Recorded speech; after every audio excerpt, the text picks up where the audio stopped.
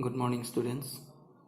So in our last class we discussed about the theorem 8.1, which one is here given. You see a diagonal of a parallelogram divides into two congruent triangles, and already we proved this.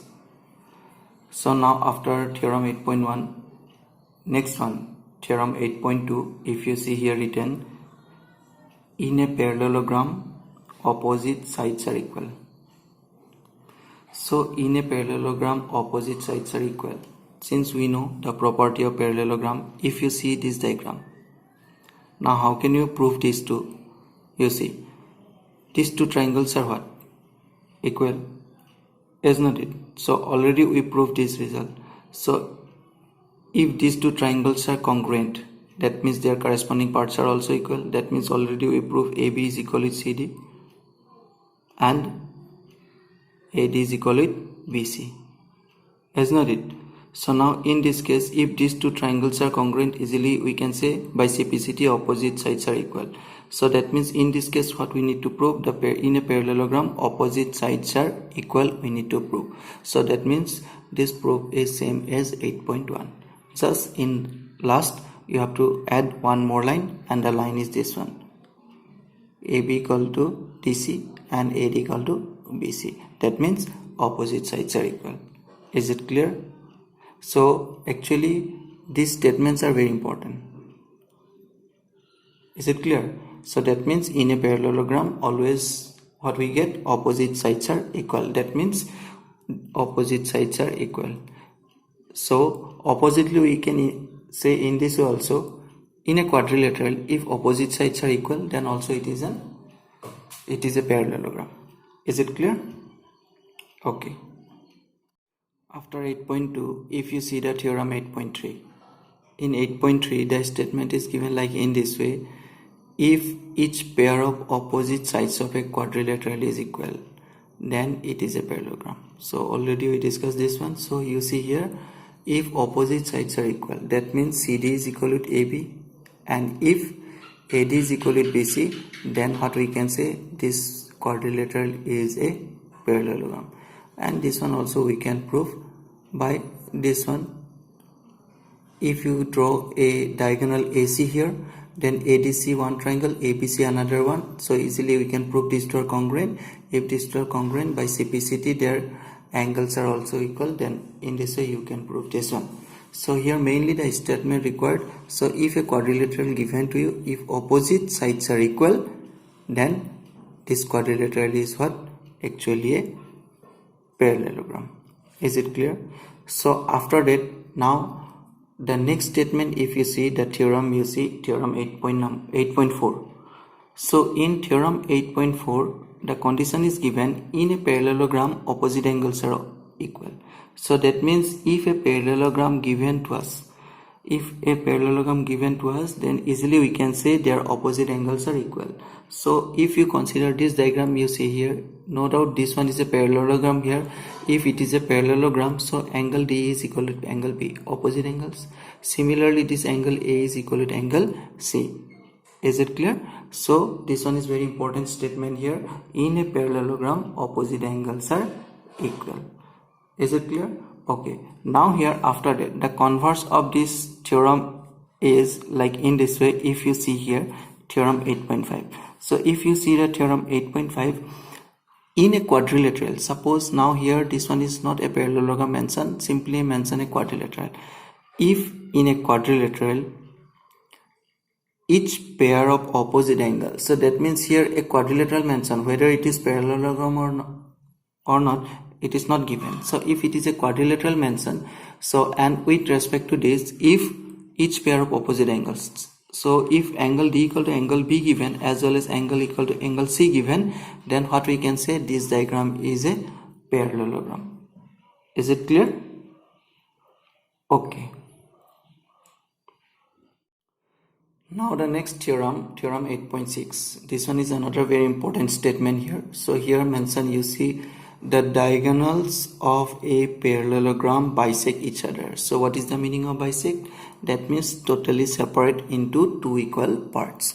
So now here if we consider a parallelogram A, B, C, D, if this one is a parallelogram here we consider, so easily we can say AC and BD are what? Diagonals. So when AC and BD are intersect, the intersecting point is here we mention O. So that means here according to your statement the diagonals of a parallelogram bisect each other. That means OA distance and OC distance are equal here. Bisect means equally separate into two parts. Similarly here OD and OB are equal. The meaning is this one. Is it clear? So that means the diagonals of a parallelogram bisect each other. That means their lengths are equal. So here we can say OA is equal with OC as well as OB is equal with OD. Is it clear? Okay. Now after that, if you see the converse of this theorem, suppose a quadrilateral given to us. So if a diagonals of a quadrilateral bisect each other, then it is a parallelogram. So that means oppositely. So now in this case we don't know whether it is a parallelogram or not. So now in this case the condition is given what? If their distances are equal, that means bisect each other. That means OA distance is equal with OC as well as OB distance is equal with OD. If these two conditions are given, then easily we can say this diagram is what? This diagram is a parallelogram. Is it clear? Okay. Now after completing the theorem 8.7, now here let's take an example.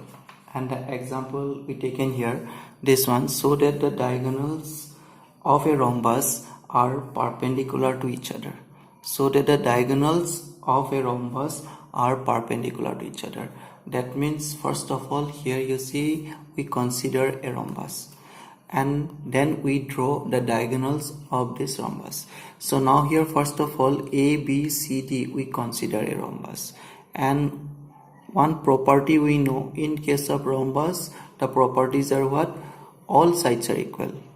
So that means AB is equal with BC, BC is equal with CD, and CD is equal with DA. So that's why AB equal to BC equal to CD equal to DA we write. Now after that, now here we draw two diagonals, and here the question is what? The diagonals are perpendicular to each other. That means when we draw these two diagonals, in between these two the angle perpendicular means what? In between these two the angle must be here 90 degree. Then we can say it is perpendicular to each other. So in this case what you have to do? So in this case just we have to take two triangles. One triangle is AOD and another triangle is we have to consider here COD. Is it clear? So one triangle we consider here AOD and another triangle we consider here COD. And after taking these two triangles, now let's see here one by one. OA equal to OC. Since it is a rhombus, that means opposite sides are what? Parallel. So in case of parallelogram, one property we know, diagonals of a parallelogram bisect each other, is not it? So now in this case, if we apply this property, then OA distance is obviously equal to OC. So that's why we write here OA is equal to OC, and here you see diagonals of a parallelogram bisect each other we write. After that, in these two triangles, if you see OD is what? OD line is common for both triangles, so that's why we write OD equals to OD common. And finally we write AD is equal to CD, or you can say DA equal to CD. Why? Since it is a rhombus, so that means AD distance is equal to CD distance. So these three are we get equal. So how many sides are equal? OA equal to OC, OD is common, and AD equal to CD. So that means all these three sides are equal. So that means from here we can apply side, side, side, side, side, side, side, side, side congruence rules. And from this congruence rule we can say these two triangles are what? Congruent. So that's why we write here triangle AOD congruent to triangle COD. Is it clear? Now here you see, if these two triangles are congruent by CPCT, that means corresponding parts of congruent triangles, that means their corresponding parts are also equal. For that reason here we write AOD angle is equal with COD. That means these two angles are equal by CPCT, because if you separate these two triangles separately, if you draw, then one triangle is AOD, another triangle is COD. So here this AOD angle and COD angle, these two angles are what? Equal. Is it clear? Okay, now we write these two are equal. Now after that, if you see, AC is what? AC is a straight line. So OD is the common arm here. Since we know, according to our linear pair property, the sum of these two angles are what? Since this one is a straight line, that means it is straight angle. The sum of these two angles is 180 degree. So that's why here you see CPCT we write, then AOD plus COD. That means the sum of these two angles is 180 we write by linear pair. Since already we write COD means what? AOD. So in place of COD we write AOD. And AOD plus AOD 2 times of AOD. And dividing both sides by 2, then what we get? Angle AOD equals to 90 degree. So that means AOD equals to 90 degree. If this angle is 90 degree, that means this green line and red line are perpendicular to each other. Isn't it? Hence proved. Is it clear? Okay. So next example here we consider this one. You see, so that the bisectors of angles of a parallelogram form a rectangle. Actually this one is very important question from examination point of view. So now here the bisector of angles of a parallelogram form a rectangle. That means what you have to do, first of all we have to draw a parallelogram. So if you draw a parallelogram, then the parallelogram is, we draw like in this way, A, B, C, D. Since the property of parallelograms are what? Opposite sides are equal and parallel. So that's two are parallel, these two are parallel. So now after it, what you have to do, from each vertices we need to draw the bisectors. So for this DAB, the bisector is AB. Similarly for this ABC, the bisector is BB. Similarly CR and DR if we draw. So when we draw these bisectors, the bisectors are touching each other at one place. So now here DS increase up to R in this way. If you join, then if you see here PQRS, this small figure, when we join all the bisectors, then we get a diagram here, and this diagram is what? Rectangle. So here the question is asking here, so that the bisectors of angles of a parallelogram form a rectangle. So when we join the bisectors, then it form a rectangle. We need to prove here. Is it clear? For this, what we need to do here, first of all, you see here, now just we take any one triangle here. Either you can choose this A as D, or you can choose CQB also, same thing.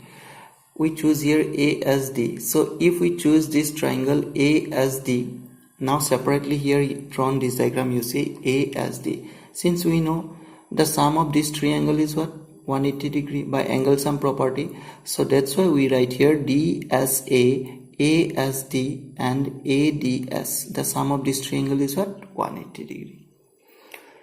Now D as A, if you see this one here, D as A, so this S angle and this angle you see here PSR, what we can say, these two angles? These two angles are vertically opposite angles. Listen carefully. DSA and PSR are what? Vertically opposite angles. These two angles. Is it clear? So that's why in place of DSA, easily we can write PSR. So that's why in place of this DSA, we write PSR. Is it clear? Okay. Now next one you see angle ASD. If you see here this figure, ASD, or what we write here, DSA, DSA, ASD, ASD or DAS. So one thing you see here, DSA and ASD are actually the same angle. If you see DSA and ASD, actually we have to write here, not this one is ASD. What we have to write here? We need to write here DAS. That means we represent this angle A. Is it clear? So we need to correct this. So now here, okay, now see here, if we correct this one, actually the angle is not ASD. What you have to write? We have to write DAS.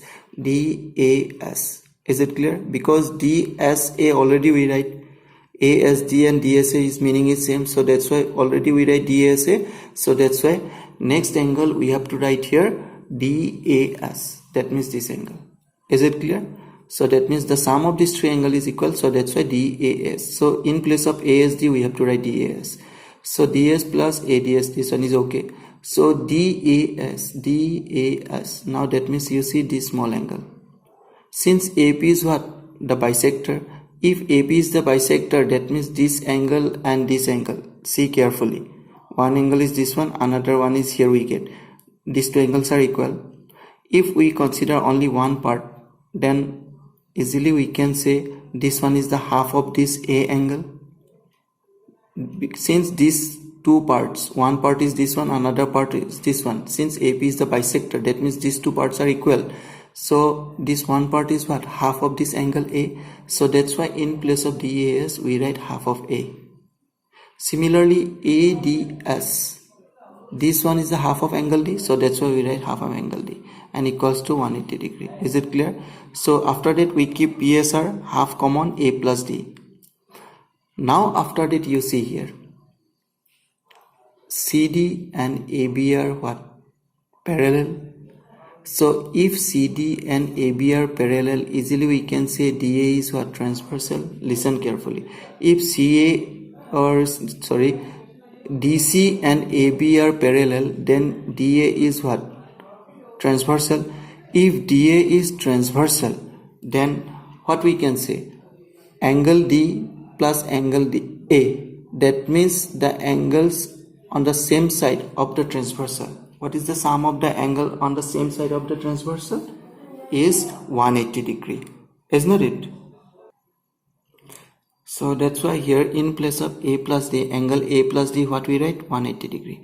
So that's why if you calculate, then from here what we get? PSR equal to 90 degree. So you see here this PSR, that means this angle is what? 90 degree. Isn't it? So if we consider this triangle, then vertically opposite angle, so that's why PSR equal to we get 90 degree. Similarly, if we consider this triangle, then this PQR equal to what we get? 90 degree we get, obviously. The same procedure if we apply. So for the second part, no need to do here. Is it clear? So the similarly other angles we write here as PQ equal to 90 from the figure. PQR 90, SRQ 90. So now after that, if you see, if all angles are 90 degree, here you see. So that's why we write here. So PQRS is a quadrilateral in which all angles are 90 degree. Is it clear? So now again, if you see this figure, one angle is this one, PSR and PQR. So if we consider these two angles, since PSR 90, PQR also 90 degree. Opposite angles are what? 90 degree. And similarly as PQ and SRQ, these two angles are also 90 degree. So easily we can say the opposite angles are here equal. So there is a property, if opposite angles are equal of a quadrilateral, then it is a parallelogram, is not it? So that's why this one we write here. You see, since PSR equal to PQ equal to 90 degree and this one is 90 degree, so both pairs of opposite angles are equal. So therefore what we can say, PQRS is a parallelogram in which all angles are what? 90 degree. So in a parallelogram, if all angles are 90 degree, then what is the name of this diagram? This diagram is known as rectangle. So that's why it is a rectangle. Is it clear? Okay. Now here your task is what? You have to complete here. Actually, first of all, you have to write all the statements of the theorem from 8.2 to 8.7, and after writing the statement, you have to complete the example 1, 2, 3, 4 and 5. Up to 5 example you have to complete, and in our next class we start from theorem 8.8. Is it clear? Okay, thank you.